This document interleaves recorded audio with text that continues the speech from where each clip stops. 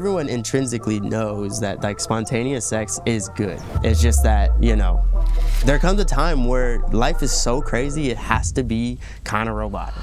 You said, I hope one day I can heal in you the part of you that gets hurt and looks for all the other ways in which you've been wronged. Yeah. As soon as I enter into a state of vulnerability, I'm almost like searching for other ways, you know, in which I've been harmed. And then you end up feeling like you're having to audition for me or reprove that you're a good guy again. Yeah. I have let go of the idea that we have to grow. You know, is that a bad thing right now, given where we're at in our life, where how old our kids are? Ooh, I have jealousy on here as a challenge. Okay, jealousy. Yeah, I'm bringing up your, how do you,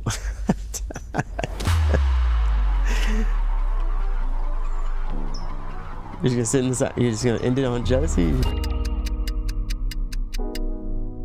Welcome back. And I say that in a strange way because we have been rolling along together, but something that I've learned about my life is that the summers, I'm here, but I'm not really here. It's a fascinating thing to go through now as a parent because you observed it before of like, why does the world kind of seem to slow down during this time? And now I'm in it. And there's joyful parts of that. You believe it's magic. And then there are some deeply challenging parts of that, as so many of your usual routines and responsibilities get left by the wayside. It can leave people feeling disconnected, scattered, and a little unsure of the future. I don't feel like us as a partnership, as a unit, really get time. We don't even sleep in the same bed anymore. And so there is a disconnect that you naturally start to feel. And sometimes you get to a place where like, is there something wrong with me? Does she still love me? Is she still interested in me? Is she still about this? Like, because we don't have that connection that we naturally would get where we're laying with each other or we're talking or we're going out. And so that leads to like insecurities in our relationship. So something that I have been learning is extremely important during these times of reconnect, but just really important in general, are the ideas of check-ins. And check-ins are neutral conversations that happen periodically, pre-scheduled, that allow you to ask, hey, how are things going? What's been happening? What's been working? What can we improve on? What are you excited about? What's done really, really well from you? What do you do? How are you doing? And the importance of these being things that are just premeditated, one, so a structure that's thought out in advance, and two, pre-scheduled, is that these are not in reaction to something in particular that happened. And furthermore, they're not something where one person is coming to the table with an idea of a bunch of things they want to unload and the other person's just waiting for the shoe to drop. Instead, it's an invitation for us to talk about what we love, which is hopefully our love. So in this episode, we're going to be talking about our love. In the comments section, please find a check-in outline for us. I would love to get feedback from you on how things have been going for you and what do you want more of going forward. In addition, I'm going to be having a conversation with my husband, Jared Brady, because yes, after summer, we tend to go through a rough patch. You think it's gonna be contentious? I think it's been a hard week. Yeah. We just naturally, I think, been getting on each other's nerves, but that's because we have limited time, lots to do, no help. It's easy, mistakes are made in these kinds of environments, and it's easy to get frustrated. I've been frustrated at myself too. So you're like an extension of me. Yeah, that's why I don't like the whole phrase of don't take it personal. Because what we do is intrinsically personal. And this year was no exception. And then lastly, I'm going to be checking in with my lovers community, a space which I began this year. And I kind of wanted to know, is it doing what I hoped it would be doing? Is it missing the mark? And I got some pretty humbling, inspiring responses there. Hopefully this episode inspires you to have similar conversations with your loved ones. And if you want a resource that allows you to structure these kinds of check-ins, please go to loversbyshan.com, hit that resource section, and you can find something there.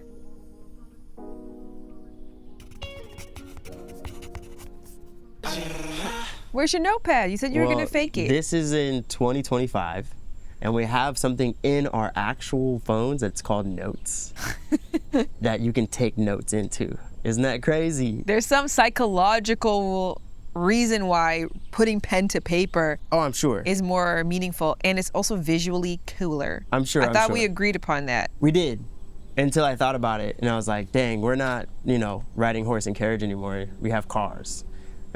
So why not use the car? And this is my car. So yeah, 2025. We're in the future, baby. Yeah. We were going to talk about 3 wins, 3 challenges, something green. It could be a part of your wins and challenges if you'd like, that you want more of, something red that you hope discontinues, and something yellow that maybe you think the intention is good, but you'd like to tweak it a little bit so the impact is more in line with what your needs are. Then we're going to talk about lightning round. Feelings on co-financing, co-working, co-parenting, co-committing, copulating, and then coexisting. Then we're going to have a section for questions for each other. If there's any questions that you have built up over time or any questions that have come up throughout this. And then lastly, we're going to talk about next quarter, laying out 3 to 5 priorities for the end of 2025. And then we can also address 3 commitments we want to make to each other. So my 3 wins are, I think that we found a better routine with our work and family life. We have a pretty structured, we know what each day is going to happen. I feel like before it was kind of just a run-on sentence. Whereas now it feels like we've really figured out a balance between work and then when we're not working. The second thing is I believe that we entered into new levels of uncomfortable conversations. And we managed to go through that without any there were small explosions, but no real damage to our relationship and our love. And then the third thing is that I have been able, and this is more of a personal thing that I think adds to our relationship. I feel like I've found fulfillment in my creative endeavors that I didn't have in the past that allows me to show up more confident, more secure, and, I think more invested, or not invested, but more present in our relationship. Those are great. I have questions, but I'm wondering if I should save them. Well, this is a podcast, so we should be able to ask questions. Well, okay, can you give me an example of a way that you feel like we've gone to a new level of uncomfortability together? Well, I think last week, I think that we've entered realms in our relationship that we haven't before. Okay, can we talk about this for community only? Are you willing to talk about it? We don't have to. You can lead it. Let's talk. You can lead it. Okay. And share as much as little as you want. Here's what I can say. We can talk about it. Can I watch it after? Of course. And then let's discuss. But it will be community only. I don't know. Just so you know. Okay. I don't know who's a. You can know. We actually know by a first name basis exactly who is in the community. First and last name. I have their picture. I know those people, so I actually can tell you. There's a certain group that I just don't want to know. Of course. Yeah. Of course. Understood. What are your 3? All right. So I have friendship. I feel like we've become closer friends, which is interesting because. I kind of disagree to an extent, but go ahead. Why? Because I actually will see later in this document, I have in there something that I want that is in the yellow zone. Is I want us to. Are you going to foreshadow to what's going to come ahead? No, well, that's what I'm trying not to do. But okay. I'll save it. Yes. Go ahead. Where I say go with friendship is because up until actually the episode with Miranda, I've been saying hey, me and Jared don't really have the same sense of humor, but I don't require that from my husband and my life partner. I'll kiki and laugh with my sister. But I feel like immediately I said that, and then after that, you've just been cracking me up. I've just... Wait, okay, keep going. Yeah, you've just been cracking me up. I've just been liking your humor. I've just felt not only can I come to you with all the things that I come to you for, which is guidance, support, mentorship, a shoulder to cry on, a safe space, but I can come to you for the sillies too. And so like that's what I mean by friendship. Yeah, I can see that. I can see that. I feel like I have business balance, which is exactly what you were saying. Yeah. Just kind of a more acute awareness. I think even in general, like I've let go of a lot of things. Yeah. Like the weekends. I literally put my computer away. Yeah. I don't even have it open of like, maybe I'll find time. I just have like let that go. And I feel like both of us have kind of just gotten to a very clear space. And I also think the business balance comes in when it comes to finally, and we'll talk about this in depth, but finally making good on the intention for you to have time for you. Yeah. And, shout out to Yancy. Yeah. That's a dream that's only been possible by having another capable individual who can manage the business. And we've also been less successful this year. So that's been helpful. That's not Yancey's fault. That's not. We've been less successful this year, so we have less projects. But it's like that, we were talking about this other night, that I'm like, is that a bad thing? Is that a bad thing right now, given where we're at in our life, how old our kids are, net, like, and I have let go of the idea that we have to grow. Like, there was a time where every year we made more money or we had more growth, and we were thinking of moving houses and expanding or building a sauna and building this, and we don't necessarily have the liquid cash that we used to. Yeah. And my parents were talking to me about that, like, oh, like you don't really carry the balance. We carry half of the balance that we used to carry annually. Yeah. Like in terms of overflow. But I'm like, is that bad? I mean, it's not good, but it hasn't necessarily been bad. So I think that's contributed to the balance. Yeah, I think it's like, there is a time in, I think, everybody's life where you're going through, the only time you feel good and green is when you're upgrading and growing financially. That's just how we've been taught from when you're 20 years old to present time. But I think there comes a time where, like, what are the things that I actually care about, and can I provide those things? Yes. And we can. And so even though that we're less successful, we're more fulfilled in our actual reality life. So that's why I think it's okay. Yeah, I love that. The last thing I have is sex life. Yeah. I don't know if you feel that way, but I feel like...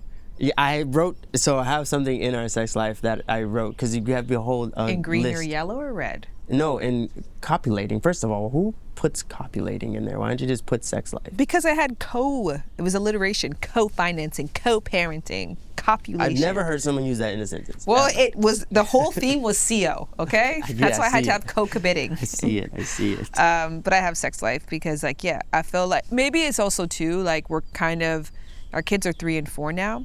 Those past 4 years were a little bit of survival sex, maintenance sex, and discovery. Like, who am I? How do I feel? How do we do this with children in the house? Like, how do we, and sleep deprivation. There's a million different new factors. So it's not that we haven't had a good sex life, but I feel like now it feels like more organic. Yeah, more fun, more novel, more new. And like something that I don't have to think about, like the gym. Oh, yeah. Like, we really should. The love and hate of the gym. Yeah, like, I love it. And I love, when I'm at the gym, I'm like, I'm happy I'm here. But every day I'm like, do I gotta go to the gym? Like, I don't feel that anymore. I think that even like last year I did a podcast interview, and I was talking about responsive versus spontaneous desire, in which majority of long-term couples really only experience responsive desire, which essentially means you don't feel horny until you're actually into the act. Oh, yeah. And there's a mourning that comes because obviously the honeymoon phase is all about spontaneous desire. And I was kind of just like siding with that. And then I feel like this is the year that like spontaneous desire really came back. And there's been some amazing experiences. And now I'm like very pro, like, you keep that spontaneous desire thing going. Yeah. It matters. Everyone intrinsically knows that like spontaneous sex is good. It's just that, there comes a time where life is so crazy, it has to be kind of robotic. It's unfortunate, but seasons.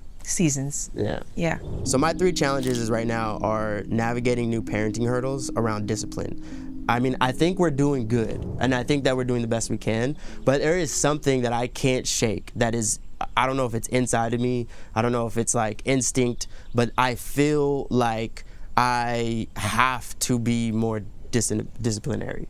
And it's not necessarily like you're doing it wrong or you're not disciplining our kids enough or anything like that. But I do feel a responsibility to shape the little things that are going to make our daughters' lives harder as they get older. So that is a challenge for me right now, and it's been on my heart. And then the second thing that I have, something that came to mind was like disagreements during work hours. And I don't really know how to fix that. I don't have a solution. I don't have any opinion on it, but I know that it is a challenge. And then the third challenge for me right now is finding times, and this might be just a me thing, but finding times that we can do things together without kids. I feel like that is a challenge in given the age of our kids. Yeah, absolutely.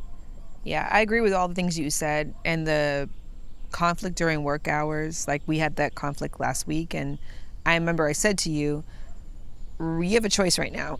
You can't be my romantic partner because I just don't want that from you right now, but you can be my coworker. Do you want that job or not?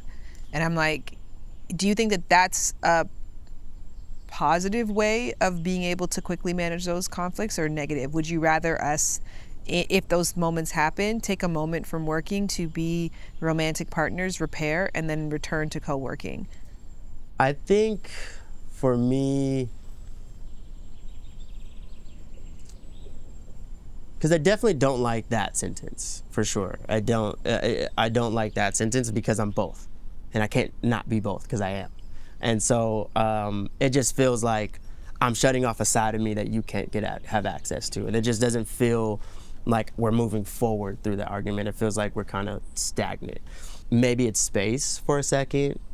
Maybe it's a walk really fast around the block. What do you think? I think the walk is a good idea. Yeah. Yeah, I think it's a good idea. I think we take a walk sometimes when we're like trying to figure out a work problem. Like if you and me are like, oh, there's kind of a work conflict, like let's walk so we can talk through it. Yeah. So maybe we can spare to do that if there's like sort of a romantic disconnect. And what I mean by what we're saying by romantic disconnects, it's times when we're working together where somebody says something that offends the other person, and maybe it wouldn't offend you as a coworker, but it offends you as a lover. Right, exactly. Yeah, or you have more sensitivities to it because you're like, why are you talking like that, or why did you take that tone, or I think that's a good one. So I have challenges as parenting / people, which I'm kind of in Wait, explain it a little bit more. I don't know where I sit with this, but sometimes I feel like it's possible to be myself around the girls, and sometimes I think it's just not. Sometimes I think it's not healthy to want to be yourself around your kids, and sometimes I think that it is.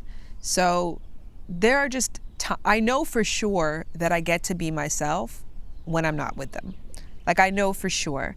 Like, even it's some small stuff. Like, you could be doing something with them, like Play-Doh.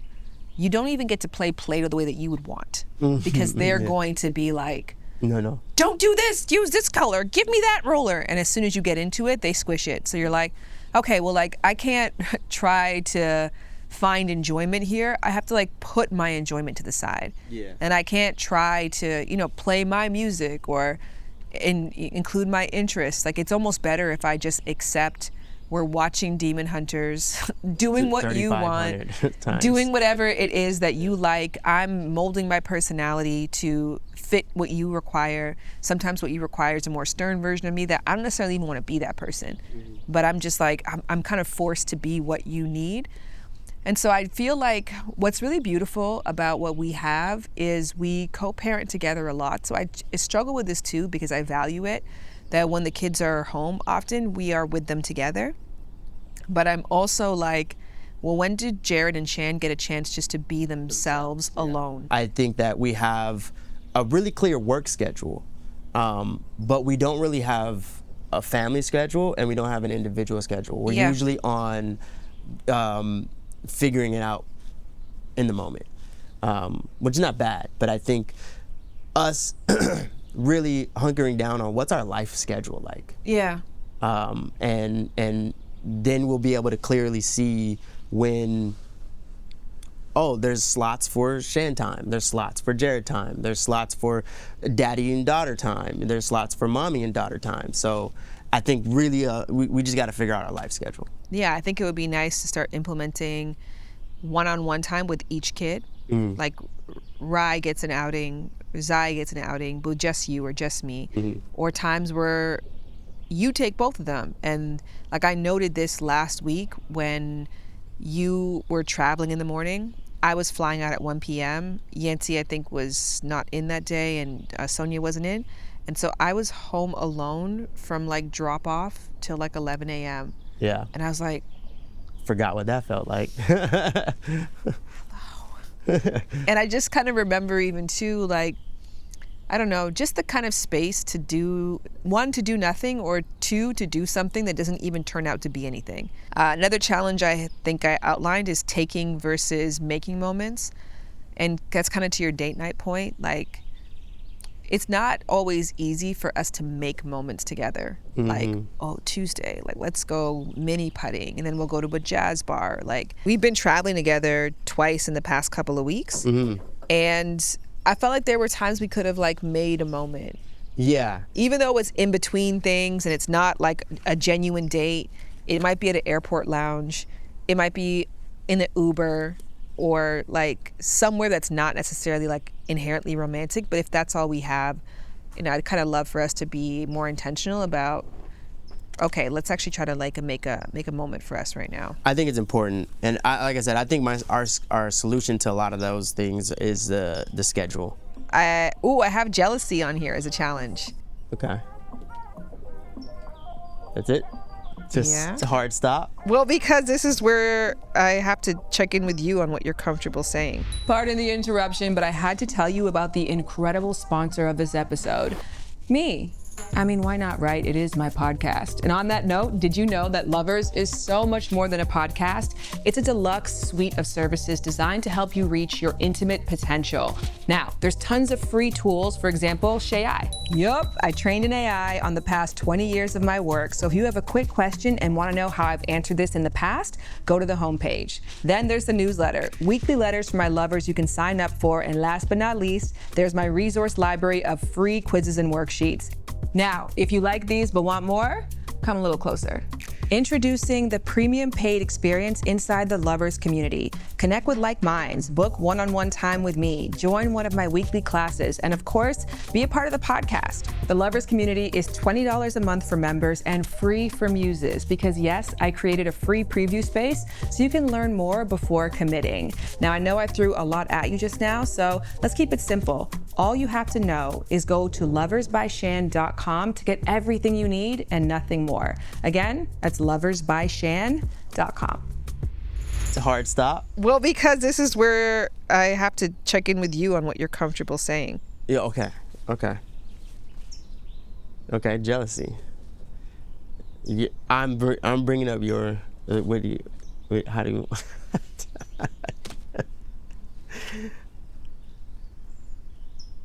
you're just gonna sit in the side, you're just gonna end it on jealousy? Well, because you know what I'm referring to, so it just depends on you. The rest of this section is in the community. For all my other lovers, let's move into the green, red, yellow section.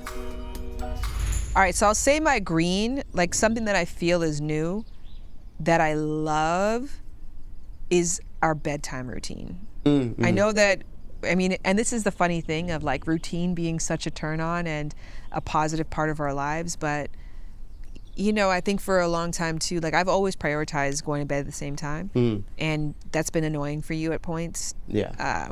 And now I feel like you'll be the one who's like, hey, it's bedtime. Yeah. Like, let's go to bed. I'm tired.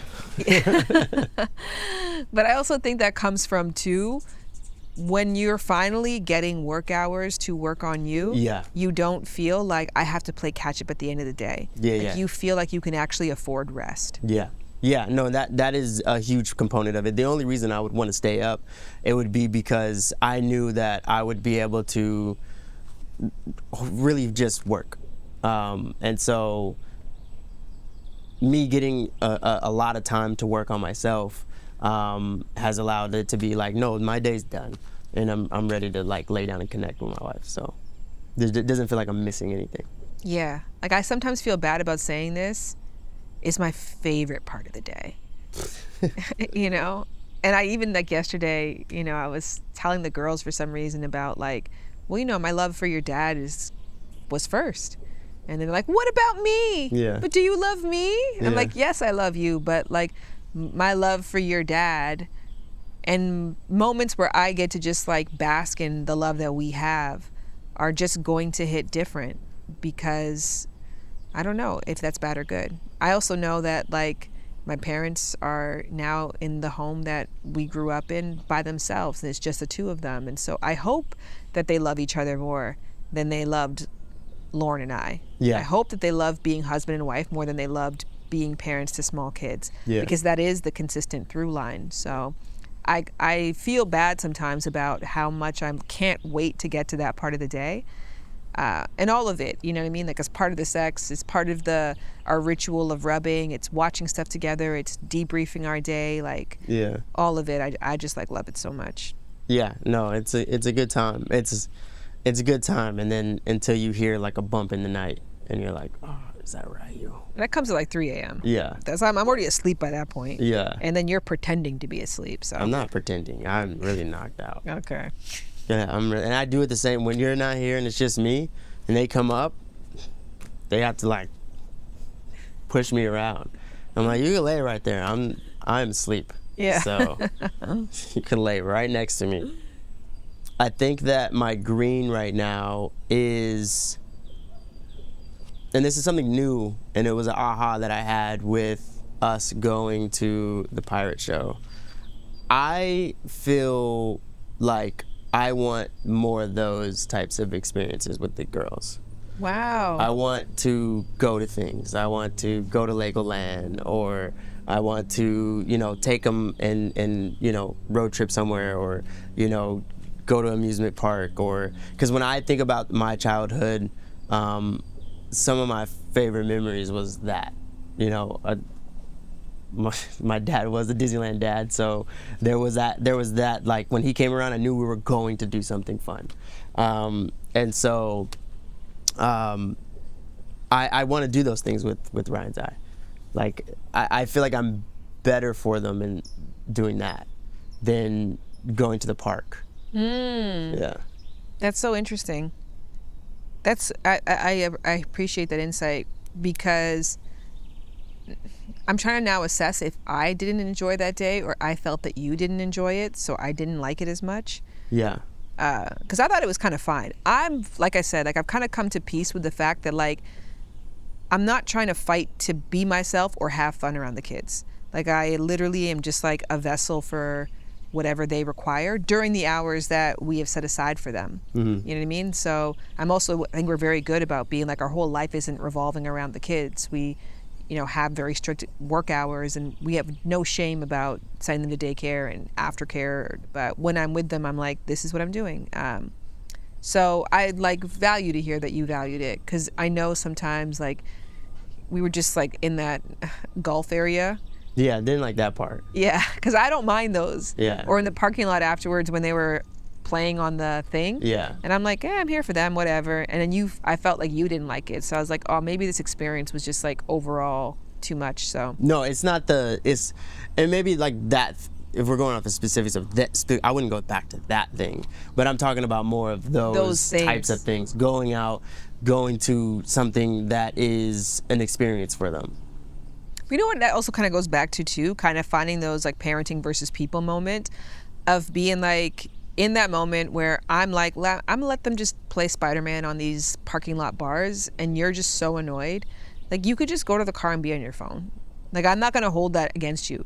I know that I have park patience and you don't. Yeah. I could be at the park all day. Yeah. Just put my AirPod in. I really don't. Whatever. Yeah. You don't have park patience, so like, you don't have to feel like you have to parent. You can just say, I'm gonna be a person at this time. Yeah. And then that gives me the freedom, at times when I don't really feel like parenting in that particular way, just to be a person. Yeah. No, I agree with that.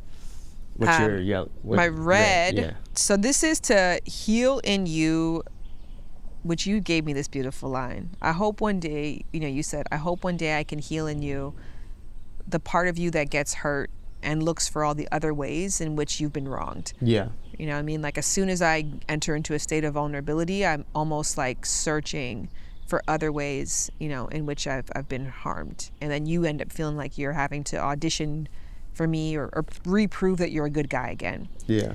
So I hope I can heal in you the sensitivity that you have towards me disrespecting you or disregarding you, especially in a work context. I know sometimes if we like have a disagreement about taste or something, it kind of immediately goes to like, you don't value my input, or it feels like that, or you'll just be like, well, we'll just do it your way because I don't feel like arguing. Wherein like, I just hope that you know that I inherently respect you and I inherently acknowledge your expertise, and as a equal and a person who is greater than me in many areas of our work, if I ever do have like a disagreement, it's not like a disregard. Right. I also acknowledge that a part of me saying I'd like to heal that in you is I'd like to heal the damage that I did in the past by making you feel that way ever. And even like the disrespect thing of like me rolling eyes or getting irritated in my first sort of thing is like sarcasm or attitude. And so you're very sensitive to that. But I also know that comes from a long time of me abusing those things and then you kind of getting very sensitive to them. So that's something I'm just focused on. Yeah. No, I hear that. And I think that, that's a time. I think it takes time because they're both things that are embedded in not only our character as how we experience the world, but it's also embedded into, our relationship. So I think those things will take time. The one thing that I want to hard stop, and it might be piggybacking off of what you just said, is there's certain times where, and it's because of our fields in our business are different. My field is the actual like filming of things. Your field is the actual content and coming up with what this is gonna, structurally be like. I think sometimes we prioritize two different things, and I want to work on being able to put the other person in the best position to do their job well. I might not put you in the best position to do your job well because you don't feel comfortable or it's hot or it's thing, but I'm like, no, this is the best shot. And then sometimes you'll prioritize, what the content is, and you'll, put me in a bad position where it's hard for me to make the shot look good. So I just would like to figure out a way that we don't ever put each other in positions to not do what we do well. Yeah. I think the mistake that we often make, I feel like I make, is being like, oh, I'll do my thing, you completely do the other thing, without acknowledging that like, well, my thing is kind of contingent on being successful based on the way that you do your thing. And maybe vice versa too, where it's like, well, I actually would love to be a part of story and crafting because that also impacts the way that I'm going to want this to look in the end. So rather than us being like, this is Jared's domain and then this is Shan's domain, like having a moment where we're both able to equally sort of provide input on the other. Because I do find sometimes that like, I'll do the creative and I'll do everything and I'll give it to you and you'll come up with a shot list and I'm like, but like, that's kind of missing like this paired with that, and this is what I saw it being is like, I don't really necessarily care how it looks, but I need this sort of communicated. I don't feel like these shots communicate that. So like I said, kind of vice versa for you, because I know when you're left to your own devices, there's a noticeable gap between the work that you produce for yourself and the work that you produce for me. Yeah. And that's because you get to steer the ship from one port to the next, right? Yeah. It's much easier for you to jump in on my expertise than for me to jump in on yours. Yeah. And so I know what it looks like when you are part of the story process. So I do want to lean on you more in that way. Yeah, that's what I'm saying. It just comes down to us putting ourselves in the position of being able to do it well. I acknowledge that the gap is because there's they're two different textures, right? Like mine's are sometimes more gritty, more moody, whereas yours is more bright and more clear. And so what I do really well, I don't even get to really like use on you, you know what I mean? So I think that's where the divide is. So it's just really finding that middle ground. Yeah. Yeah. For yellow, I have the family time, alone time thing, which is like love that we spend tons of time as a family. Sometimes I could trade all four of us hanging out to one person taking both kids and leaving the other with time by themselves. Yeah, I agree. And ironically, a lot of times it's easier that way.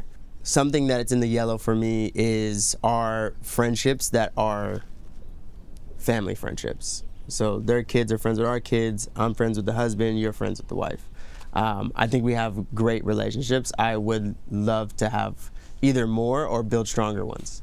That's when the yellow, like it's going well. It's not going bad, but I think that area is on the weaker side for us.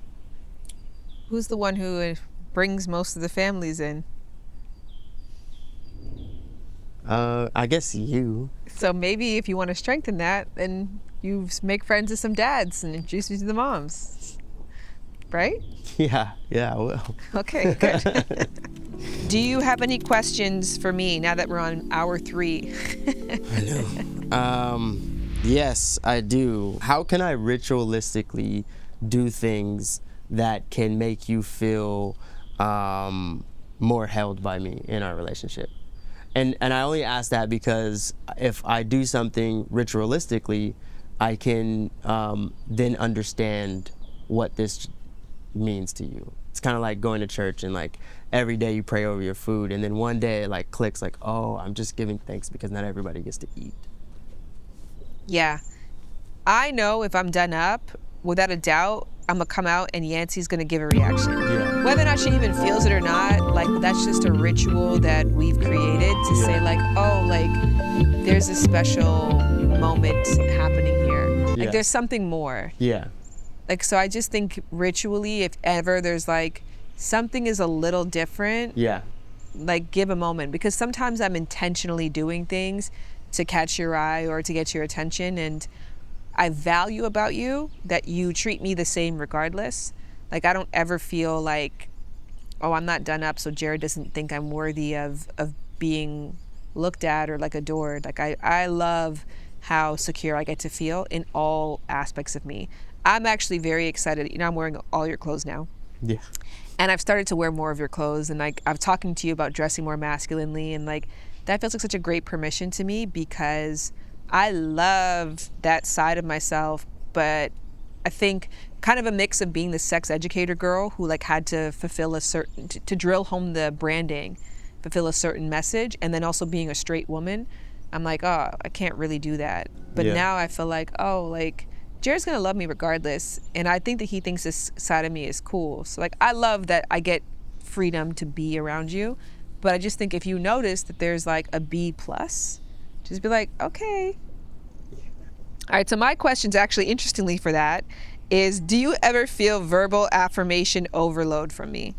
No, I do feel it when it feels more like you, and I know why you do it. You probably do it because you're probably like, all right, this is like the 50th thing I said to him about, you know, what I like about him, and you do it in a joke, and that's when it feels like not good, more or overload. It feels like now you're just like trying to troll me. So that's the only time where I'm like, this is. But I know why you do it. I think you do it because you're probably like, oh, I've already said too much. So now if I do it in a joke, it's still me expressing it. Where that's the only time where I'm like, Do you like it, or does it sometimes feel, because the thing with verbal affirmations is that it has to be pointed at a place that somebody wants it, right? Because if I provide lots of verbal affirmation for like how I feel you look or my sexual attraction to you, but you'd rather verbal affirmation on your work or your outfit, like I guess because I do hyper focus on my attraction to you. I don't know if that ever bothers no, you. you do.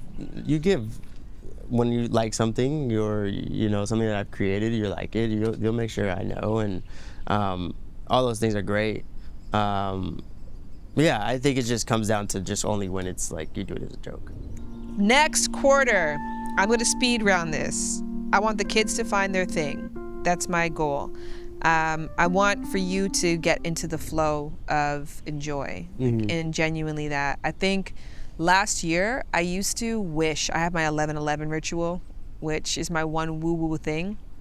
If I see it's 11/11, I make the same wish every day. And I used to wish every day for your bloom and your career and your success. But I would wish that and then fill up your hours with things I needed you to do. Yeah. So now I feel like I'm in a place where I'm not necessarily wishing anymore. I'm just actually providing you. Sometimes I feel like the gift and the curse in your life, right? Like that, it's the gift of what we built together. And I couldn't have built it without you. You couldn't have built it without me. And the financial freedom, the opportunities, the family. But the curse is you never really got the time to like actually see if you could do it for yourself. Yeah. And I had that time, you know, Yeah. like I met you at 30. You met me when you were 24. So Yeah. now I feel like not only do I want that for you, but I actually can make that space. Exactly. Yeah. I'd like to finish my book proposal. Yeah. I would love for us to have a romantic date night. And by romance, I mean like when we lived in Hollywood together, I used to tell you sometimes, like, I feel like we live in a rom-com because we would just go to a record shop and have this like really romantic experience together. Or we would go to a club together and be like making out in the corner and dancing at each other. And we'd come home and like you'd play a song for me and we would slow dance like for no reason. And I just like miss that. And I know now when we have date nights, we're like, okay, we either have to go to an event or, you know what I mean? Like, there's a specific thing, or we're going to dinner because we haven't gone to dinner in a long time, or but instead of just being like, oh, I don't know. I don't really know what that means, but I do miss that. And then lastly, I think continuing our intention of building out a genuine community, which we have made remarkable strides in.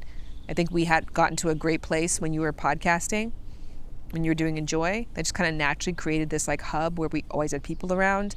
That went away. And then now we're kind of building it back in a different way. And I want to keep focusing on that. Yeah. I second a lot of those. So in the quarter ahead, I would love to find a consistent schedule in our work life, but we've already talked to that, so I'm not going to expand on that anymore. I would love to see us build more family friends. Again, it's on me. Got to do that. so because you bring them all around. I would love to bring more family experiences to our life with our family, going out, doing things, traveling and doing stuff with our kids that are specifically for them. And I would love to consistently connect in the world, just us two, outside of our house. I want us to kind of talking about what you said, having those romantic moments, but I would like to have those outside of the house. Yeah, I'd like that too. I have one more section, but I feel like it's going to be redundant at this point. Yep. It's going to be like we said earlier. So, meeting adjourned. See, I got the satisfying moment of closing my book. I can just what click do you it off. get? Click it off. Not the same. Of course it's the same.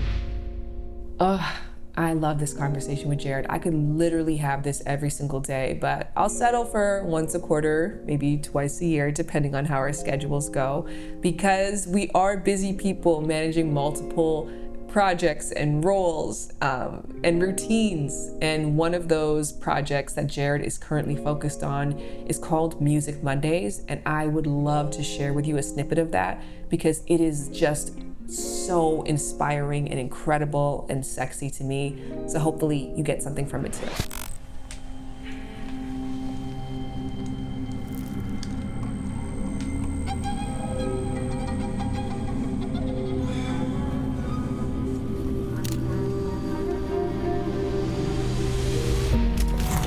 You know, 2 years ago, I quit. And here's why. You know, you didn't see it because I didn't announce it. I didn't post. I didn't vent. I didn't even talk to my people about it. I just I just disappeared. Why? I was uninspired. Not because I didn't have anything to say, I just didn't want to participate anymore. You know, I used to create from my gut. And then I started creating for the algorithm. Chasing what would perform instead of what would heal. And that switch, that shit killed the joy. And it wasn't that I wasn't growing. All right, so with my talk with Jared, there's a section which we removed from public consumption and have placed in the community. That might seem like some kind of marketing ploy, and maybe it is to some degree, but all in all, it really is based off the fact that right now, because I am in such a tender space with being a mom and learning my way and my footing into that role and having limited time capacity, I have found that being vulnerable online the way that I used to no longer works, because I don't necessarily have the time to process the various different opinions and thoughts and projections that get placed on me. So I have become a little bit more guarded, and I have to say that I'm so grateful that the community provides an opportunity where I can be as open as I want, and an opportunity for others to be genuinely open. And as we all have remarked, it's been working extremely well. Not perfectly, definitely room for improvement, but there is one thing the community has going for it, which has been a dream come true for me. One thing that made me very not suspicious, I was so surprised to see, was that I don't see any negative comments. It seems like it has not found its place in here, which I'm not calling it in or anything like that, but that I think that's also what gives it its charm. That's amazing for me. It's a huge win for me, because I have been talking about sex and relationships for 10 years. And if you would have asked me at the top of this year to list 10 people who follow me, I could not do that for you, because there's only so much I can really retain just by seeing your comment. In order to know somebody, you have to have these like intimate moments. And so I'm always just so excited to connect with all of you. So today is going to serve as a relational check-in. So this episode in particular that we're going to put out is just encouraging the idea of these check-ins that you have in your most treasured connections. And the purpose of these check-ins isn't to repair after conflict or necessarily to celebrate a huge win, but it's supposed to be sort of just like a very neutral time in which you decide to talk about what you like, what you want less of, some of the aspirations you have for the relationship, some of the treasured moments. So flat question for everybody.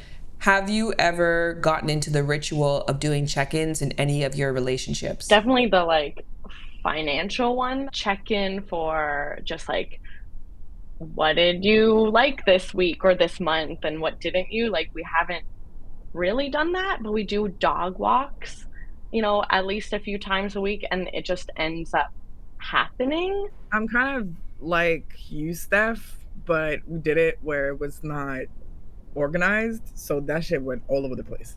For me, I recently had to do a check-in with like a platonic close friend. I just made myself available for what they needed because they had given so much that it felt good for me to meet them where they're at. And unfortunately for me, not them, for me, and I'm happy to oblige, it was through text message.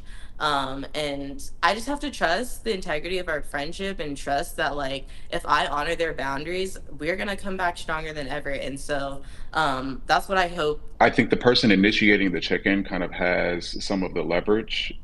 Usually that's it's like indicative of a personality type that, like, this favors my conversation style, this favors my sharing style versus the others. And it sometimes ends up alienating certain people or maybe even growing more of a divide.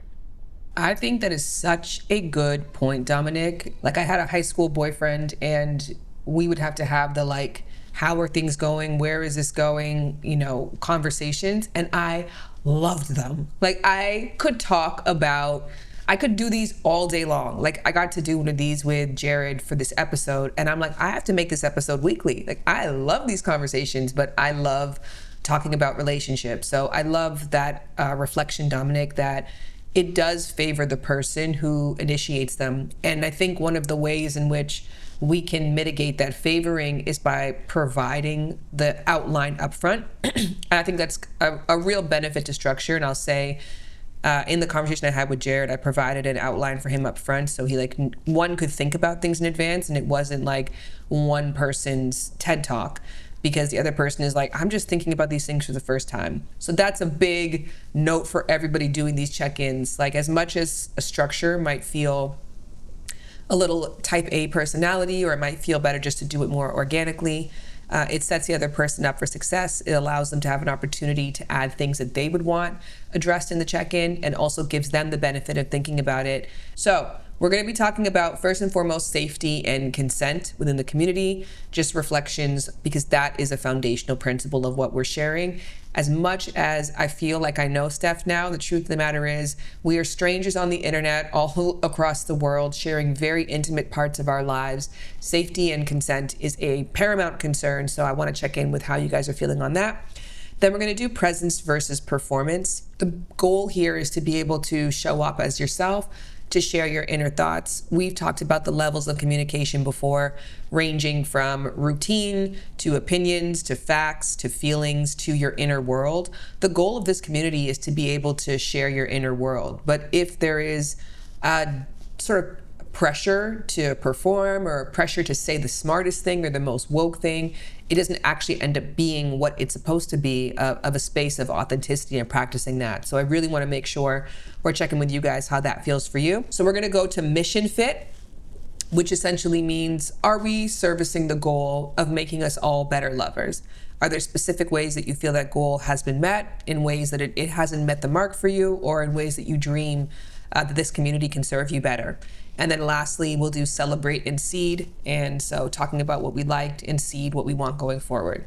Having like those admins, I just got in here 2 days ago, so I was gonna not even chime in, but I just thought that was so valuable, because I've been on like communities like similar to this, not as involved but similar, and having those admins to, nib misinformation in the bud as soon as possible, or even course correct, is so like huge in the community. I feel safe. Everyone in the community um, comes in with a very open mind, and everyone is very courteous of one another, even if they're checking each other. It's in a very like open-minded and interest type of like like poking. So I just feel like right now all the people that are posting or commenting make it feel more safe. When I first even talked about that I cheated, and like there's no reason why, and people were able to still check me, but in the most non-judgmental, most genuinely nice way, um, that it felt like I'm with a friend that is, of course, gonna check me, but also give me love and being like, you're not a bad person. I will say one of the things about Circle, which I love, is the search functionality. Like, you can search a word, and that's why I think transcribing has to be something that we get a little stronger at too. Like transcribing all of the community discussions, or even like the book clubs. Steph talked about recording those, because if somebody brings up feederism in the chat or in the comment section or somewhere, you can search that and it will show up. Like, it will show you all the posts that word's ever been mentioned. So the goal, of course, of Lovers too is to get to a space where you feel like you aren't the first person to say something. And so the more that we can provide opportunities for people to express their inner thoughts with consent and safety as our undercurrent foundation, and that becomes a search function, not necessarily that people have to view it immediately after, but Ginger joins 2 days ago and she's like, has anyone talked about Shibari yet? You search the word at the top and you see that nobody has. That makes you feel like, oh, well, a big part of what lights me up intimately is never talked about here. So I think it is very important for us to make sure that people know how to find things or how to search for things, and make sure that all of our videos are transcribed so that things are very searchable. That's cool. Now, to answer your actual question about whether the mission has been working. I want to say that for me personally, it has. An example was that my lack of activity for the last few months. All right, just I guess a personal share, a quick share. My mom passed away 3 months ago, which is why I have not been active. I find it very funny that the very last my last activity was during the taping of Death and Acceptance. Yeah, yeah, I found that kind of funny.